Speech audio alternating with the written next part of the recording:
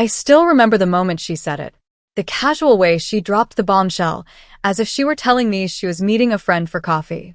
"I'm going on a date with a handsome man from work," my wife, Emily, said as she stood in front of the mirror, fixing her makeup. I blinked, thinking I must have misheard her. "What?" she sighed, giving me a look as if I were being slow. "His name is Jason. We've been talking for a while and, well, I think I deserve this. Something exciting. Our marriage has gotten so boring." Boring. That was how she saw our 10 years together. The life we built. The struggles we had overcome. The love I thought we shared. She didn't even try to sugarcoat it. Didn't try to make excuses or hide it. No, she stood there, fixing her lipstick, telling me she was going on a date with another man. I could feel my heart pounding in my chest. "You're joking," I finally said, my voice dangerously calm. "I'm not," she said with a little shrug. "I'm against cheating, obviously, but I feel like I need this. I need to explore. You're a great husband, but I don't want to die wondering what else is out there. If you truly love me, you'd understand." She said it so confidently, as if she expected me to nod and simply let her go. As if she thought I would be okay with being disrespected in my own home. I looked at her, really looked at her, and realized the woman I married was gone. And just like that, something inside me snapped. I wasn't going to beg. I wasn't going to cry. I was going to make her regret this moment for the rest of her life. Would you like me to continue with the next section? That night, she left the house without a hint of guilt.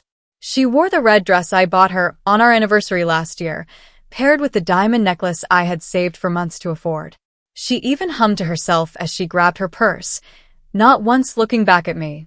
The door shut behind her, and for the first time in my life, I felt truly alone.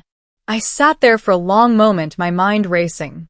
The woman I had built a life with was out on a date with another man, right now, at this very moment, probably laughing at his jokes, leaning into his touch, maybe even letting him kiss her. Rage bubbled inside me, but it wasn't the kind that made you reckless.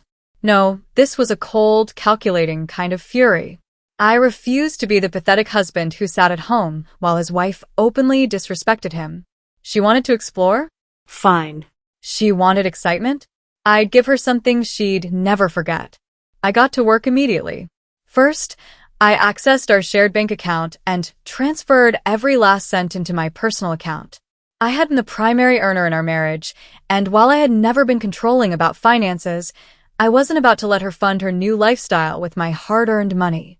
Then, I went through her social media and found Jason.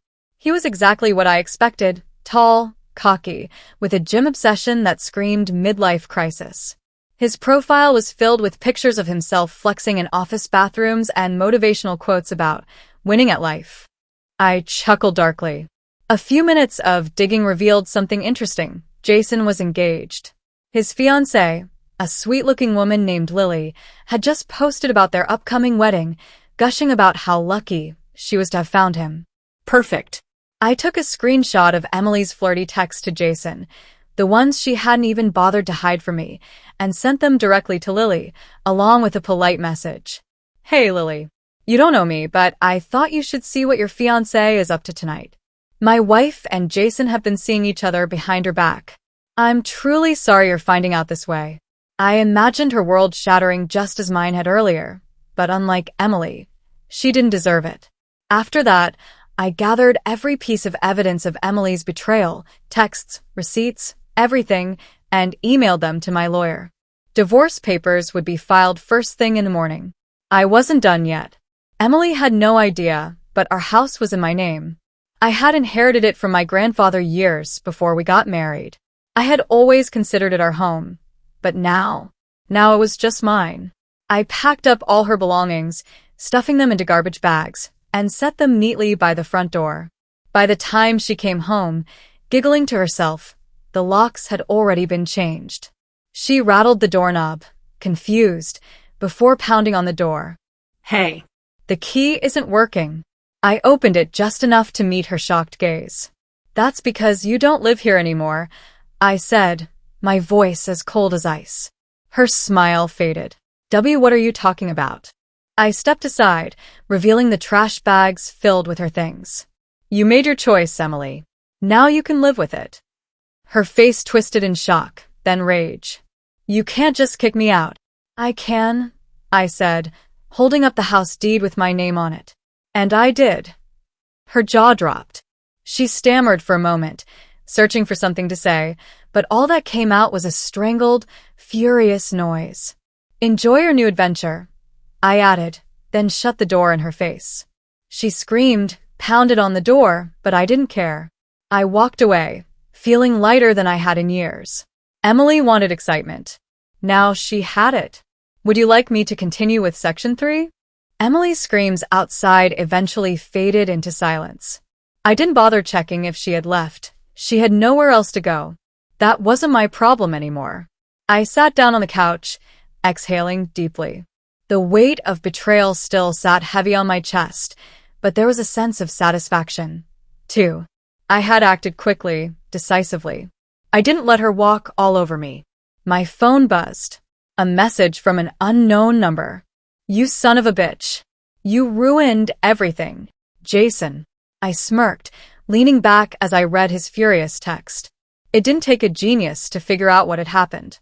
Lily must have confronted him, and judging by the desperation in his message, she probably left him. Good. I decided to twist the knife a little deeper. What's wrong, Jason? I thought you were winning at life. Guess you lost this time. The typing bubble appeared and disappeared several times before he finally sent another message. You're pathetic. You could have just let her have some fun. Now you're alone. Hope it was worth it. I laughed. This guy really thought I'd be the one suffering? Oh, it was absolutely worth it. Enjoy being single, man. I hear wedding deposits aren't refundable. I blocked his number. That should have been the end of it. But Emily wasn't done yet. An hour later, my doorbell rang again. I considered ignoring it, but curiosity got the best of me.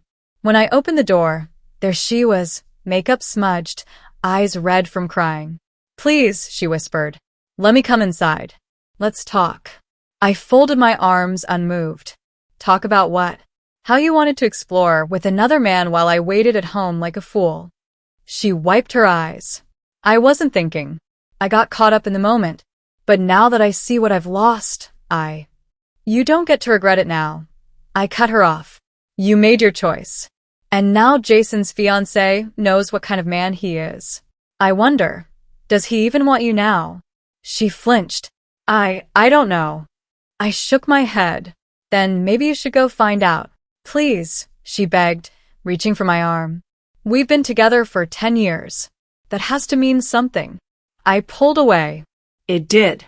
But you threw it away for a cheap thrill. Tears streamed down her face. I was stupid, okay?